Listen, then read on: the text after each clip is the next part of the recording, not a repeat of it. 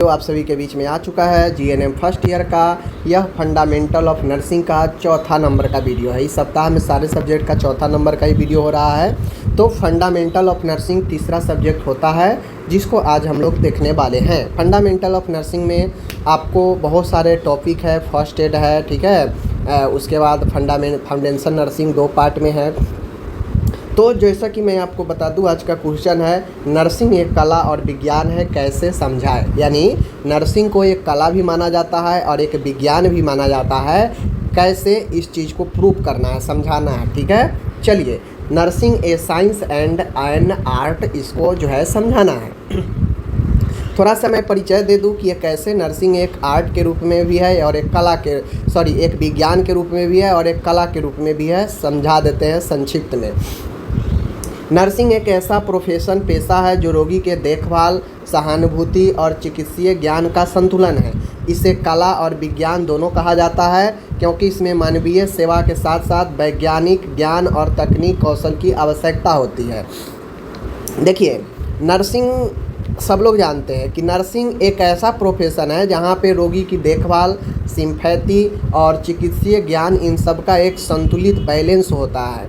इसे आर्ट और विज्ञान दोनों कहा जाता है क्योंकि इसमें मानवीय सेवा, अब नर्स के द्वारा जो काम किया जाता है किसी मरीज के लिए, वो क्या है, एक सेवा है, वह एक सेवा ही है। तो इसमें लोगों की सेवा के साथ साथ वैज्ञानिक ज्ञान और तकनीकी कौशल की आवश्यकता होती है। ठीक है, जिसे हम लोग क्या कहते हैं, इसके बारे में परिचय है विज्ञान और कला के बारे में। तो ये थोड़ा बहुत परिचय था, आगे हम इसका मेन डिटेल्स में देखते हैं। चलिए, अब आपको यहाँ पे दिख रहा होगा कि नर्सिंग एक विज्ञान है। इस चीज़ को हम समझते हैं कि भाई नर्सिंग एक विज्ञान के रूप में कैसे है। चलिए, नर्सिंग को विज्ञान इसलिए कहा जाता है क्योंकि इसमें चिकित्सीय विज्ञान, मेडिकल साइंस का प्रयोग होता है। जैसे जितने भी मेडिसिन वगैरह है, जितने भी इक्विपमेंट वगैरह है, वो सारा का अध्ययन तो मेडिकल साइंस ही है। इसमें चिकित्सीय विज्ञान का प्रयोग होता है। नर्स भले ही डॉक्टर नहीं होती है, लेकिन वो डॉक्टर के कुछ चीज़ों को तो ज़रूर सीखती है डॉक्टर के हेल्प करने के लिए। तो इसे विज्ञान इसलिए कहा जाता है क्योंकि इसमें मेडिकल साइंस का प्रयोग होता है, चिकित्सीय विज्ञान का प्रयोग होता है, इसीलिए इसे विज्ञान कहा जाता है। इसमें शरीर की रचना और क्रिया का ज्ञान जरूरी होता है। इसे विज्ञान भी इसलिए कहा जाता है क्योंकि इसमें शरीर के एनाटॉमी, फिजियोलॉजी के ज्ञान जरूरी होता है। और जिस चीज़ का आप ज्ञान लेते हैं वही तो विज्ञान होता है। बात समझ रहे हैं ना, जिस चीज़ का आप ज्ञान आप ले रहे हैं जिस फील्ड में, वही तो विज्ञान है। तो शरीर की रचना, एनाटॉमी, फिजियोलॉजी भी एक अपन विज्ञान ही है, बायोसाइंस, जिसे जैव विज्ञान कहते हैं। ठीक है, बीमारियों की पहचान करना, लक्षण, इलाज और देखभाल के लिए वैज्ञानिक पद्धति अपनाना, ये भी इसीलिए हम इसे विज्ञान कहते हैं। यानी नर्सिंग को हम विज्ञान इसलिए भी कहते हैं क्योंकि इसमें बीमारी को पहचानना, लक्षण को पहचानना, इलाज कैसे होगा, देखभाल के लिए हम लोग वैज्ञानिक पद्धति अपनाते हैं। तो इसलिए भी जो है ये अपन विज्ञान बन जाता है। क्योंकि इसमें वैज्ञानिक पद्धति का इस्तेमाल करते हैं। ठीक है, आगे है यहाँ पे प्रमाण आधारित प्रैक्टिस। यहाँ पे एविडेंस बेस्ड प्रैक्टिस होता है, इसका उपयोग किया जाता है। जो प्रमाण चीज़ें हैं, जो पहले से प्रमाणित किया गया है, जो पहले से एविडेंस है, उस पर आधारित प्रैक्टिस किया जाता है। ठीक है, यहाँ पे नए नए एविडेंस खोज होते रहते हैं, इसीलिए इसे विज्ञान कहा जाता है। दवाइयों का प्रयोग, संक्रमण का नियंत्रण, जीवन रक्षक तकनीक जिसे पीपीई बोलते हैं, जैसे कार्य शामिल होते हैं, इसीलिए इसे हम जो है विज्ञान बोलते हैं। इसमें नए नए तकनीकों का इस्तेमाल होता है, नए नए मशीन, इक्विपमेंट। ठीक है, तो विज्ञान का सहारा नर्सिंग में बहुत ज़्यादा होता है, इसीलिए इसे विज्ञान कहा जाता है। चाहे बीमारियों को पहचानने हो, लक्षण हो, इलाज करना हो, इसमें भी वैज्ञानिक पद्धति का इस्तेमाल होता है। ठीक है, कुछ एविडेंस बेस्ड प्रैक्टिस होता है जिसका उपयोग भी जो है आपको वैज्ञानिक आधारित ही होता है, प्रमाण पर आधारित होता है। ठीक है, यहाँ पे कुछ जो है अपने मन से नहीं किया जाता है, जो प्रमाणित है वैज्ञानिक तरीके से उस पर ही काम किया जाता है। दवाइयाँ का प्रयोग, संक्रमण नियंत्रण, अब बहुत सारी चीज़ें जो सारे के सारे वैज्ञानिक पद्धतियों पर ही शामिल है, इसीलिए इसे हम विज्ञान बोलते हैं। खासकर इसमें मेडिकल साइंस का उपयोग होता है जो कि एक विज्ञान है। एनाटॉमी फिजियोलॉजी तो हम पढ़ते ही हैं, तो ये भी एक विज्ञान ही है। तो सारे वैज्ञानिक पद्धतियों का यहाँ पे वैज्ञानिक चीज़ों का इस्तेमाल होता है, इसीलिए इसे हम साइंस को, नर्सिंग को एक विज्ञान कहते हैं। उदाहरण के लिए अगर समझा जाए तो नर्स मरीज को आईवी ड्रिप लगाने से पहले उसकी नस की पहचान करती है, दवा मापती है। यह वैज्ञानिक ज्ञान के आधार पर है, यानी पहले से मेडिकल साइंस में खोज हो चुका है कि किस मरीज को किस प्रकार का आईवी कैनुला लगाएंगे, इंट्राकेन कितने जो है मतलब कितना साइज का कैनुला लगाएंगे। तो ये सब पहले से फिक्स होता है कि इस मरीज के ग्रुप में हम इतने ग्रुप का कैनुला लगाएंगे। तो ये वैज्ञानिक आधारित होता है। तो कहीं ना कहीं दवा हम कितना डोज में देंगे, ये सब प्रमाण आधारित होता है, पहले से फिक्स है, सबके लिए फार्मूला है, ठीक है ना। तो कुल मिला के यही उदाहरण जो है आपको नर्सिंग को एक विज्ञान बनाता है। बात समझ गए। जो भी तकनीक वगैरह है, नए नए चीज़ें हैं जिसका इस्तेमाल हो रहा है नर्सिंग में, इसीलिए हम जो है इसे विज्ञान कहते हैं, क्योंकि ये विज्ञान का सहारा लेता है। पूर्णतः नर्सिंग में विज्ञान इन्वॉल्व है, चाहे वो टेक्निक की बात हो या एनाटॉमी फिजियोलॉजी के स्टडी की बात हो, ठीक है। चाहे आपका जो है मैं बता दूँ मन के पढ़ने की बात हो, साइकोलॉजी, वो भी विज्ञान ही है एक। तो विभिन्न प्रकार के चीज़ों जो है आपके इन्वॉल्व है, इसीलिए इसे विज्ञान हम लोग कहते हैं नर्सिंग को, ठीक। अब nursing is an art, nursing एक कला है। कैसे? देखिए, नर्सिंग एक कला है। कला मतलब जो चीज़ हम सीख कर काम करते हैं वही कला होता है। हमारे अंदर कुछ चीज़ सीख कर हम परिवर्तन लाए और उस परिवर्तन का इस्तेमाल हम दूसरे जगह पर करते हैं अपने कामों में, तो वही मेरा कला हो गया। जैसे नर्सिंग एक कला है इसलिए क्योंकि इसमें रोगी की भावनाओं को समझना और संवेदनशीलता से पेश आना ज़रूरी होता है। इसे कला इसलिए कहते हैं क्योंकि इसमें नर्स के द्वारा ये सीखा जाता है कि आपको रोगी को कैसे समझना है, रोगी के साथ संवेदनशीलता से कैसे पेश आना है। तो बेसिकली यह नर्स के एक जो है गुण को बताता है, इसीलिए इसे एक कला बोलते हैं, ठीक है। आगे है इसमें एम्पैथी, सहानुभूति, धैर्य, करुणा, कंपेशन, संचार कौशल, कम्युनिकेशन स्किल की ज़रूरत होती है। और ये सारा के सारा जो है आपको नर्स सीख कर प्राप्त करती है। और जो चीज़ हम सीख कर काम करते हैं तो बेसिकली वह एक कला के अंदर आता है। जैसे कोई डांसर तो ऑटोमेटिक बन नहीं जाता है, धीरे धीरे प्रैक्टिस कर कर के सीख, दूसरे से सीख के डांसर बनता है। फिर वो डांसिंग करने लगता है तो डांसिंग उसका कला हो जाता है। बात समझ रहे हैं ना। सिंगर जो है प्रैक्टिस करता है, एक दूसरे से देख कर, इधर उधर से देख कर, समझ कर कैसे गाना है, किस टोन में गाना है, किस समय, तो बेसिकली सीख कर लोगों के अंदर गाने का कला आ जाता है। तो बेसिकली जो गा रहा है सीख कर इधर उधर से प्रैक्टिस करके, वो क्या है, वो एक उनके अंदर कला है सिंगिंग का, ठीक है। तो एम्पैथी, पैसेंस, कंपेशंस, कम्युनिकेशन स्किल, ये सब भी जो है नर्स सीख कर, पढ़ कर अपने अंदर समाहित करती है, इसीलिए इसे कला कहा जाता है, ठीक है। आगे है प्रत्येक रोगी के साथ अलग अलग तरीके से व्यवहार किया जाता है, उनकी मानसिक स्थिति को समझते हुए। तो कहीं ना कहीं ये भी एक कला का रूप है कि आप किसी मरीज के साथ बहुत अच्छे से पेश आ रहे हैं, उनके व्यवहार कैसा है उस तरीके से आप पेश आ रहे हैं, आप उसे समझा रहे हैं, समझ रहे हैं। तो बेसिकली यह आपके धैर्य, पैसेंस का एक कला है, जिसे आप मरीज को हर एक स्थिति में आप एक्सेप्ट करते हैं। तो ये भी एक कला ही है, ठीक है। मनोवैज्ञानिक और सामाजिक समर्थन देना भी ज़रूरी होता है। तो नर्स के अंदर एक काबिलियत होता है कि वो साइकोलॉजिकल मजबूत भी होती है और सोशियोलॉजी भी चीज़ों को पढ़ी रहती है। तो उनको अंदर ये चीज़ ज्ञान है, पता है, कला है कि वो जो है लोगों को साइकोलॉजिकल और सोशियोलॉजी दोनों रूप से सपोर्ट करती है। बात समझ रहे हैं ना। चलिए, तो इसीलिए इसे कला कहा गया है। अब उदाहरण के तौर पर समझिए कि इसे कला क्यों कहा गया है। देखिए, जब एक नर्स एक दर्द में कराहते बच्चे को गोद में लेकर शांत कराती है तो यह उसकी करुणा और देखभाल की कला को दर्शाता है। यानी मान गए कोई भी मरीज हो गया, वह काफ़ी दर्द से करा रहा है, काफ़ी बेचैन है, काफ़ी तड़प रहा है, तो उस समय नर्स के द्वारा जो करुणा दिखाकर, जो सहानुभूति दिखाकर देखभाल प्रदान किया जाता है, सपोर्ट किया जाता है, बेसिकली वह एक कला को दर्शाता है। तो यही जो है आपका कला होता है। वैज्ञानिक पद्धति का जो जो चीज़ें इस्तेमाल होता है वह एक विज्ञान हो जाता है। चूँकि नर्सिंग में विज्ञान का पूरा जो है साक्ष्य है नर्सिंग में, इसलिए इसे विज्ञान कहा जाता है। और नर्स के द्वारा बहुत सारे नए ऐसे चीज़ सीख कर देखभाल किया जाता है जो एक कला के रूप में होता है। तो नर्सिंग एक विज्ञान और कला है, इसीलिए कहा गया है। ठीक है, समझ गए होंगे। आगे बढ़ते नेक्स्ट क्वेश्चन यहाँ पे आता है, नर्स के लिए आवश्यक पेशेवर शिष्टाचार, यानी नर्स के लिए प्रोफेशनल जो पेशेवर जो शिष्टाचार होता है उसके बारे में, प्रोफेशनल एटिट्यूड के बारे में देखेंगे। ठीक है ना, प्रोफेशनल जो एटिट्यूड होता है इसके बारे में देखेंगे। पेशेवर शिष्टाचार, समझ गए, यानी नर्स के अंदर प्रोफेशनल जो शिष्टाचार होनी चाहिए।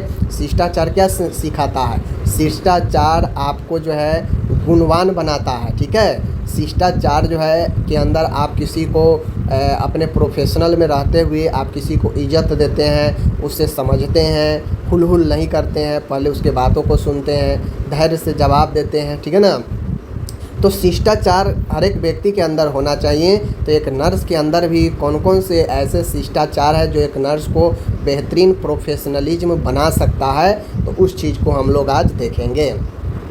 एक नर्स द्वारा अपने कार्यस्थल पर अपनाया गया उचित, आदरयुक्त और शालीन व्यवहार, यह व्यवहार रोगियों, सहकर्मियों, डॉक्टर और परिजनों के साथ संबंधों को बेहतर बनाता है। यानी यूँ कहा जाए तो नर्स के द्वारा जहाँ काम करती है वहाँ पे ऐसे तरीका, ऐसे आदरयुक्त शालीन व्यवहार अपनाती है जो नर्स अन्य रोगियों, ठीक है, अन्य स्टाफ, डॉक्टर के साथ एक बेहतर संबंध बनाने के लिए ज़रूरी होता है। अब मान गए नर्स है, नर्स चेयर पर बैठी हुई है, डॉक्टर आए और नर्स चेयर ही नहीं देगी, तो ये कहीं ना कहीं अच्छा लगेगा? बिल्कुल अच्छा नहीं लगेगा, क्योंकि डॉक्टर भाई ऊपर है, तो डॉक्टर ऊपर है तो जैसे ही अगर डॉक्टर आते हैं, आप बैठे हुए हैं, तो आपको खड़े हो जाना चाहिए, चेयर देना चाहिए उनको, समझ गए ना। तो एक शिष्टाचार का अंग है, आदर करने का एक जो है तरीका है। ठीक है, एक उचित तरीका है। शालीन व्यवहार मतलब कोई आए तो उसके साथ नरम सॉफ्ट तरीके से बात करे, हुल इधर से उधर बातें नहीं करे। ठीक है ना, तो पूरे प्रोफेशनलिज्म इस पर डिपेंडेंट करता है, किस पे? एटीट्यूड पे, यानी पेशेवर जो शिष्टाचार होता है इस पर पूरा नर्सिंग पूर्णतः डिपेंडेंट होता है, प्रोफेशनल। अब मान गए हुल बोलने लगेगा, डॉक्टर आया उसको आदर नहीं कीजिएगा, उसको रिस्पेक्ट के साथ चेयर नहीं दीजिएगा, या कोई ऑफिसर आ गया विजिट में, आप उसको जो है रिस्पेक्ट नहीं दीजिएगा, उसके सामने काफ़ी जो है बकबक बोलिएगा, तो ये क्या होगा? ये प्रोफेशनल तरीके से बहुत गलत है। नर्स में प्रोफेशनल पेशेवर रूप से यह आपकी शिष्टाचार को काफ़ी ज़्यादा नुकसान करता है। तो नर्स के अंदर क्या क्या शिष्टाचार होनी चाहिए, चलिए हम देखते हैं। अब देखिए, बहुत लोग कहेंगे कि क्या ये जो शिष्टाचार है प्रोफेशन में, नर्सिंग में सिर्फ नर्स के लिए ही है और कोई विभाग में नहीं है? तो देखिए, हर एक विभाग में शिष्टाचार का होना बहुत ज़रूरी होता है। सीधा समझिए, आप नर्सिंग का पढ़ाई कर रहे हैं इसलिए आपको नर्सिंग में पढ़ाया जा रहा है, क्योंकि आपको डायरेक्टली मरीज के परिवार वालों से, डॉक्टर से, अस्पताल के अन्य स्टाफ से कोऑर्डिनेट करना पड़ेगा, तो आपके अंदर शिष्टाचार होना ज़रूरी है। समझ गए? बाकी किस क्षेत्र में है नहीं है उसकी बात छोड़ दीजिए, हर एक क्षेत्र में प्रोफेशन में शिष्टाचार ज़रूरी होता है और सभी क्षेत्र में पढ़ाया जाता है। एटीट्यूड को सभी क्षेत्र में शिष्टाचार को पढ़ाया जाता है, तो आपको भी पढ़ाया जा रहा है, पढ़िए।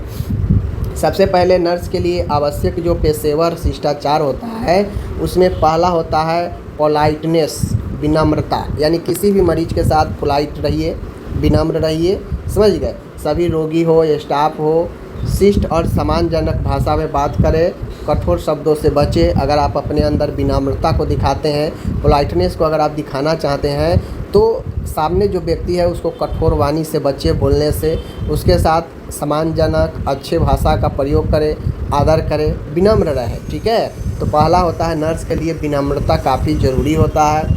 डॉक्टर के साथ भी, अन्य स्टाफ के साथ भी, रोगी के साथ भी विनम्रता होना काफ़ी ज़रूरी होता है, पोलाइटनेस। ठीक है।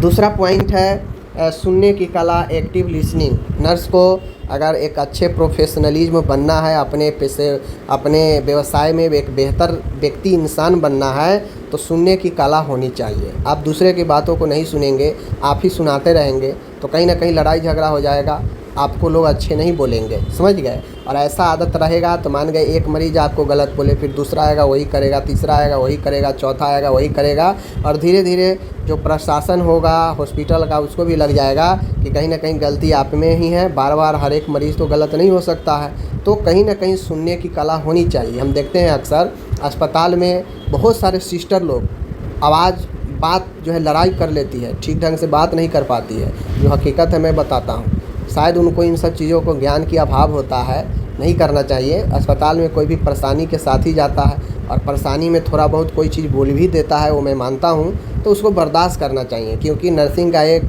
क्वालिटी है, एक गुण है कि उससे धैर्य रखना है, धैर्यवान बनना है। तो धैर्यवान बनिए। कोई आपको एगो दूगो गाली दे देगा तो उसे लड़ने लगिएगा नहीं। ठीक है, तो सुनने की कला एक नर्स के अंदर होनी चाहिए। यह उसके पेशेवर शिष्टाचार को काफ़ी मजबूत करता है। रोगी की बातों को ध्यानपूर्वक सुनना, सहानुभूति से सुनना, उनकी समस्याओं को नज़रअंदाज नहीं करना, इन बातों को ध्यान में रखना चाहिए। क्या ज़रूरी है उसको भी सुनना। तो सुनने की एक कला नर्स के अंदर होनी चाहिए, जो उसे शिष्टाचार रूप से काफ़ी अच्छा बनाता है। ठीक है, तीसरा पॉइंट है यहाँ पे समय की पाबंदी, पंक्चुअलिटी। अब समय पर ड्यूटी पहुँचना, 8 बजे है तो भाई 7:50 में ही पहुँच जाइए, ताकि आपको जो आपसे पहले वाला जो ड्यूटी पर है आपको हैंड ओवर कर सके, समझ गए ना। दवाइयों और देखभाल समय पर देना। मान गए 2 बजे का दवाई आप 4 बजे देंगे, 2 बजे का दवाई आप 11 बजे देने लगेंगे, गलत है। एक समय का ख्याल रखना चाहिए कि किस समय क्या करना है। समय की पाबंदी नर्सिंग में बहुत ज़रूरी होती है, क्योंकि डॉक्टर जो प्रिस्क्राइब करते हैं मेडिसिन, वह समय के अकॉर्डिंग ही करते हैं कि दिन में कई बार देना है, कितने बजे देना है, सोते समय देना है, खाली पेट देना है, इन सब चीज़ों को। बात को समझ रहे हैं। चलिए, तो समय की पाबंदी ड्यूटी से लेकर काम में बहुत ज़रूरी होता है। आगे है स्वच्छता और साफ़ सफाई। नर्स को इन चीज़ों का भी अपने प्रोफेशनल में इस चीज़ को ध्यान देना चाहिए कि साफ़ सफाई और स्वच्छता नर्सिंग का एक काफ़ी महत्वपूर्ण चीज़ है। तो स्वच्छ यूनिफॉर्म पहनना, हाथों की साफ़ सफाई का ध्यान रखना, संक्रमण नियंत्रण के लिए नियमों का पालन करना। तो जो भी चीज़ें हैं इसको आपको ध्यान में रखना चाहिए, ताकि स्वच्छता आपके लिए भी उतना ही ज़रूरी है जितना मरीज़ के लिए है। अब मान गए मरीज़ के चक्कर में आप खुद को अगर नुकसान पहुंचा लीजिएगा तो मरीज़ को ट्रीटमेंट कौन करेगा। तो इसलिए आपको खुद को भी अच्छे चीज़ें साफ़ सुथरी होनी चाहिए, स्वच्छ यूनिफॉर्म होनी चाहिए। ठीक है, हाथों की साफ़ सफाई, हर एक चीज़ों पर नियंत्रण स्वच्छता और सफाई के लिए रखना चाहिए, समझ गए। आगे है यहाँ पे गोपनीयता बनाए रखना, महत्वपूर्ण चीज़ है। नर्सिंग के प्रोफेशन में गोपनीयता, कॉन्फिडेंशियली ये काफ़ी महत्वपूर्ण होता है। किसी का भी गोपनीयता हो, किसी मरीज का हो, किसी स्टाफ का हो, खुद का हो, इन गोपनीयता को काफ़ी समझना चाहिए। रोगी की जानकारी को बिना किसी की अनुमति को साझा नहीं करना चाहिए किसी के साथ। मेडिकल रिकॉर्ड की सुरक्षा करना आपका दायित्व है, तो इन बातों की ध्यान रखनी चाहिए गोपनीयता के लिए। ओके, आगे है इफ़ेक्टिव कम्युनिकेशन। नर्स को चाहिए कि हमेशा एक अच्छे संवाद, एक अच्छे संचार बना कर रखे। रोगी और उसके परिवार को स्पष्ट और समझने योग्य भाषा में बात करना चाहिए। डॉक्टर और सहकर्मियों के साथ अच्छे तालमेल में रहना चाहिए। देखिए, किसी भी सेक्टर में अच्छे कम्युनिकेशन बहुत इफ़ेक्टिव होता है। आप बैंक में जाएंगे, बैंक वाला आपके साथ कहेगा आइए ना, आइए सर चाय पीजिए, कॉफ़ी पीजिए, और आपके साथ विनम्र पोलाइटली बात करेगा, अच्छे से बात करेगा, एकदम आपको अंदर मोह लेगा। आप कहिएगा वाह कितना अच्छा ऑफिसर है। तो ये जो सारा प्रोसेस चल रहा है सारा कम्युनिकेशन में ही हो रहा है, संचार में ही हो रहा है। ठीक है, तो कम्युनिकेशन व्यक्तियों को जोड़ता भी है और तोड़ता भी है। अब हम कहीं गए, किसी को गाली बोलने लगेंगे, ऊंची आवाज़ में बातचीत करने लगेंगे, तो वहाँ लड़ाई ही होगा। ठीक है, वहाँ पे मारपीट ही हो जाएगा। वहाँ पे इफ़ेक्टिव कम्युनिकेशन नहीं है भाई, डिस्ट्रक्टिव कम्युनिकेशन है, तोड़ने वाला है, विध्वंस करने वाला कम्युनिकेशन है। तो कम्युनिकेशन ऐसा हो जो आप सबको समझ सके, आपकी बात सब समझ सके, आप सबकी बात समझ सके, आप सबके बातों पर ध्यान दे, ऐसा इफ़ेक्टिव कम्युनिकेशन हो। कम्युनिकेशन डॉक्टर और अस्पताल में सहकर्मियों के बीच भी अच्छे तालमेल के लिए ज़रूरी होता है। तो इफ़ेक्टिव कम्युनिकेशन नर्स को अपने प्रोफेशन में ध्यान रखना चाहिए। आगे है यहाँ पे नैतिक व्यवहार, इथिकल बिहेवियर। अब नैतिक व्यवहार जो होता है, इथिकल, सभी रोगियों को समान सेवा देना, भेदभाव न करना, यह एक इथिक है। ठीक है। किसी भी प्रकार की गलत गतिविधियों से बचना, यह भी एक इथिकल बिहेवियर है, नैतिक व्यवहार। नर्स को एक नैतिकता होनी चाहिए कि भाई वो किसी के साथ भेदभाव नहीं करे, सभी रोगी को एक समान नज़र से देखे, किसी भी प्रकार की गलत गतिविधि, गलत एक्टिविटी में नर्स ना पड़े, इन चीज़ों को ध्यान रखनी चाहिए। समझ गए? तो ये इथिकल बिहेवियर होता है। आगे है, नर्स को अपने प्रोफेशन में इस चीज़ों का भी ध्यान रखना चाहिए कि उसका जो बॉडी लैंग्वेज है वो सकारात्मक हो, गिरा निगेटिव, ठीक है, बहुत ज़्यादा डीमोटिवेट, इन सब चीज़ों से बचना चाहिए नर्स को। नर्स को मुस्कुराते हुए बात करना चाहिए, आँखों में आँखें डालकर बात करना चाहिए, जिसे आई कांटेक्ट बोलते हैं। रोगी को भरोसा दिलाना चाहिए, मतलब आपको पॉजिटिव रहना है ताकि आप दूसरे को समझा सके, खुद को भी समझ सके, भरोसा दिला सके, दूसरे को जो है आप अपने अंदर खींच सके, ऐसा आई में आई, आँख में आँख डाल के बात करना चाहिए। तो ये पॉजिटिव बॉडी लैंग्वेज होता है। बात को समझ गए? चलिए आगे होता है, सेकेंड लास्ट है टीम वर्क की भावना। नर्स के अंदर एक टीम वर्क की भावना होनी चाहिए, सहकर्मियों के साथ सहयोग करना चाहिए एक दूसरे को, ठीक है, तभी टीम वर्क में आप सक्सेस हो पाएंगे। किसी भी मुश्किल परिस्थिति में एक दूसरे की मदद करें ताकि बाद में आगे चलकर आप पर भी कोई मुश्किल आएगा तो आपको लोग मदद करेंगे। तो टीम वर्क इसीलिए ज़रूरी होता है ताकि किसी भी कंडीशन में किसी को भी अगर कोई समस्या हो जाए तो वहाँ पे एक दूसरे को सब खड़ा हो सके। काम को इफ़ेक्टिव आसान बनाने के लिए टीम वर्क ज़रूरी होता है, तो नर्स को भी टीम वर्क स्पिरिट बनाकर रखना चाहिए। ओके, आगे है प्रोफेशनल भाषा और व्यवहार, professional language and behaviour. Nurse को हमेशा गुस्से या अपशब्दों से बचना चाहिए, कठोर शब्दों से बचना चाहिए। उन्हें प्रोफेशनल का, व्यवसाय का पूरा ध्यान रखना चाहिए, ठीक है। बिहेवियर ऐसा करें कि आप बिल्कुल अच्छे से पोलाइटली लोगों के साथ बात करें। काम के दौरान मोबाइल या निजी बातों से दूरी बना कर रखें। काम के समय ओनली काम पर फोकस करें, और नहीं काम है तो रिलैक्स रहे, एकदम मुस्कुराते रहे, अच्छे बिहेव बना कर रखें ताकि लोग आपको प्रोफेशनली रूप से भी समझे कि हाँ एक बेहतर इंसान है और ये प्रोफेशन बेहतर है। बात को समझ गए? तो कुल मिला के मैंने आपको 10 शिष्टाचार मुलाकात के लिए नर्स के मैंने आपको बताया। तो इन सारे चीज़ों को आप ध्यान में रखिए, लिखिएगा तो बेहतर है, ठीक है। 10 पॉइंट को है, मैं बार बार कहता हूँ, ध्यान दीजिए, मैं बार बार कहता हूँ आपको, मैं क्लास सुबह 10 बजे देता हूँ, ठीक है। इसके आसपास वीडियो डल जाता है, आप एक बार मान गए ये 12-1 बजे तक देख लीजिए वीडियो डलता है, ठीक है। फिर एक बार शाम में जो है 8 से 10 बजे जब भी समय मिलता है देखें, लेकिन दिन में 2 बार देखें, और 2 बार जब देखें तो इन 2 बार में 6 से 8 घंटे का गैप रखें ताकि फर्स्ट बार पढ़ने के बाद जो चीज़ भूल गए रहेंगे, सेकेंड बार फिर रिवीजन करने से आपको पुनः दिमाग में जल्दी आ जाएगा और याद हो जाएगा। तो 2 बार दिन में ज़रूर आपको वीडियो देखना चाहिए। बाकी चलिए मिलते हैं अगले वीडियो में, धन्यवाद।